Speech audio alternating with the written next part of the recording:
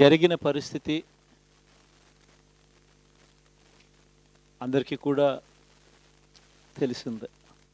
గత చరిత్రలో ఎప్పుడూ జరగని విధంగా ఏకంగా 99% వాగ్దానాలు అమలు చేశాం.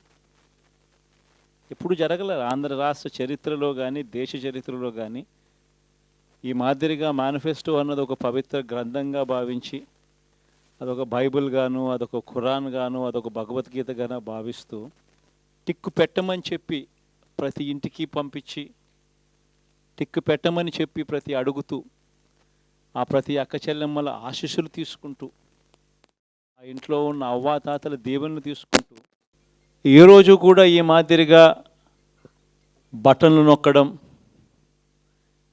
ఏకంగా 2,70,000 కోట్ల రూపాయలు ఎటువంటి వివక్ష లేకుండా ఎటువంటి లంచాలు లేకుండా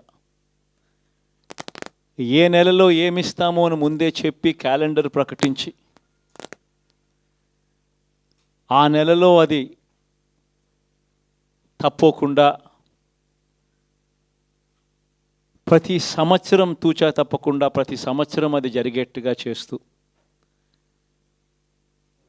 ఏకంగా 2,70,000 కోట్ల రూపాయల వివిధ పథకాల ద్వారా మాట తప్పకుండా జరగడం కూడా గతంలో ఎప్పుడూ కూడా చూడలేదు, జరగలేదు.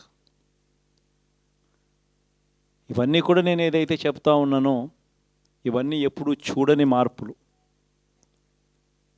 గతంలో ఎప్పుడూ జరగని సంస్కరణలు. విద్యారంగంలో అయితేనేమి, వైద్య రంగంలో అయితేనేమి, వ్యవసాయ రంగంలో అయితేనేమి, సామాజిక న్యాయం అంశంలో అయితేనేమి, మహిళా సాధికారత అంశంలో అయితేనేమి, గవర్నెన్స్ విషయంలో అయితేనేమి ఎప్పుడు జరగని చూడని సంస్కరణలను కూడా తీసుకొచ్చు. ఇవన్నీ నేను ఏదైతే చెప్తా ఉన్నానో ఇవన్నీ మనం చేసి చూపించి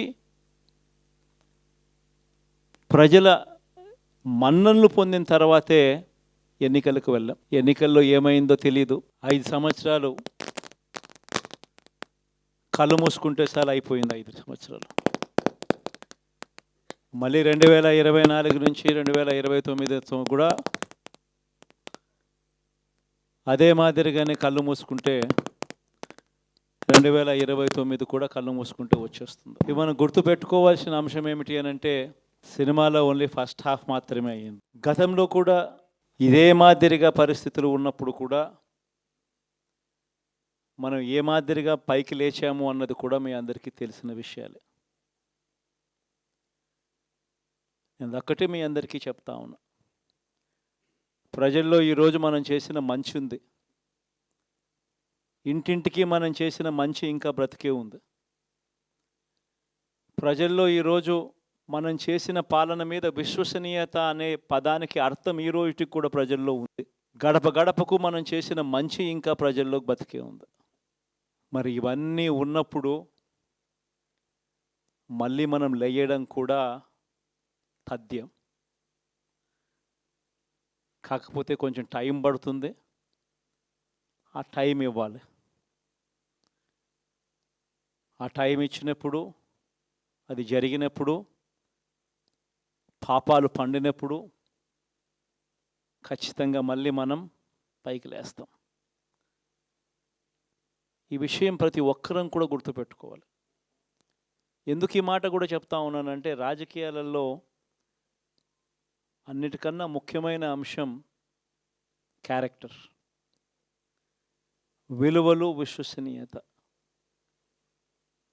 ఈ పదాలకు అర్థం తెలిసి ఉండడం రాజకీయాలలో చాలా అవసరం.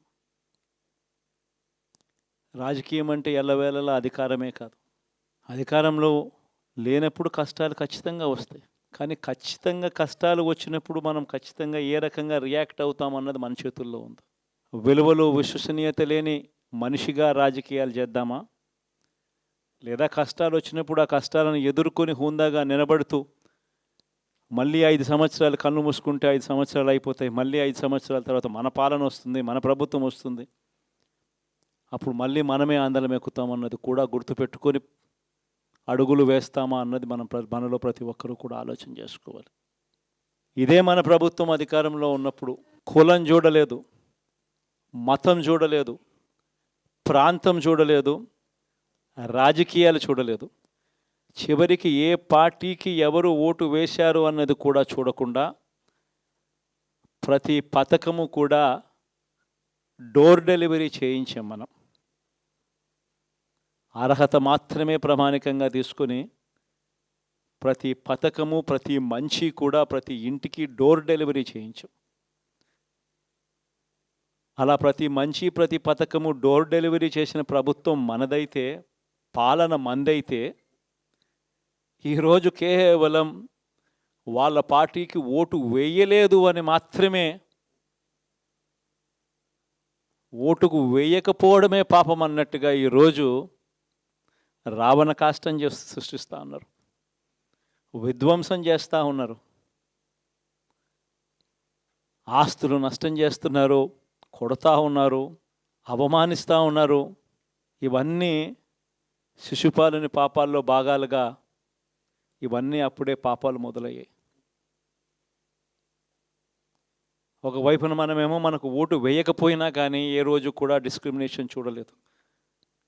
అటువంటి వాళ్లకు కూడా మనం డోర్ డెలివరీ చేసిన ప్రభుత్వం పాలన మందైతే, ఈరోజు కేవలం ఓటు వేయలేదన్న ఒకే ఒక కారణంతో ఏకంగా కొడతా ఉన్న పాలన వీళ్ళది.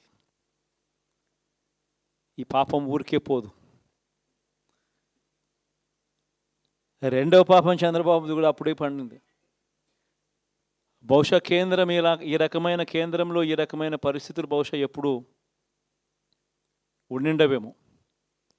ఈ రకంగా కేంద్రంలో 240 ఎంపీలు మాత్రమే వచ్చిన పరిస్థితులు, రాష్ట్రంలో ఏకంగా వీళ్ళకు కూడా ఈ మాదిరిగా మంచి నెంబర్లు వచ్చిన పరిస్థితులు, ఎన్డీఏలో మళ్ళీ చక్రం తిప్పుతా ఉన్న పరిస్థితులు.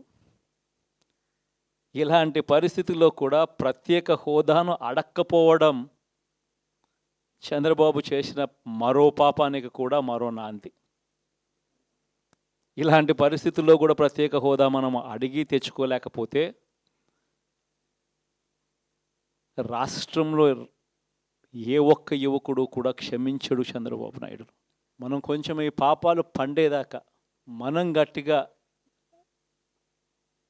దీన్ని నిలబడగలిగితే, ముందుకు తీసుకొని పోగలిగితే ఈ పోరాటాన్ని ఆటోమేటిక్గా శిశుపాలుని 100 పాపాలు ఫాస్ట్గా ఎరోడ్ అయిపోతాయి. కాబట్టి ప్రతి ఒక్కరూ ఈ విషయాలన్నీ గుర్తుపెట్టుకోమని కొడతాం. ఇవన్నీ బహుశా నేను చెప్పేటివన్నీ కూడా మీ అందరికీ కూడా తెలియనేటివి కాదు. కేవలం నేను మీ అందరికీ గుర్తు మాత్రమే చేస్తా ఉన్నా. కష్టాలు రావడం అన్నది సర్వసహజం. కష్టాలు ఇలా మనం ఎదుర్కొని నిలబడడం అన్నది మన చేతుల్లో ఉన్న అంశం అన్నది మాత్రం ఖచ్చితంగా ప్రతి ఒక్కరూ గుర్తుపెట్టుకోమని మీ అందరితో కూడా కోరుతా ఉన్నాను. శాసనసభలో, చట్టసభలో మీ సభే అన్నిటికన్నా ముఖ్యమైన సభ అవుతుంది. ఓటు వేయలేదు అన్న ఒకే ఒక కారణంతో మనుషుల్ని కొడతా ఉన్న పరిస్థితుల్లో, మనుషుల్ని అవమానిస్తూ ఉన్న పరిస్థితుల్లో,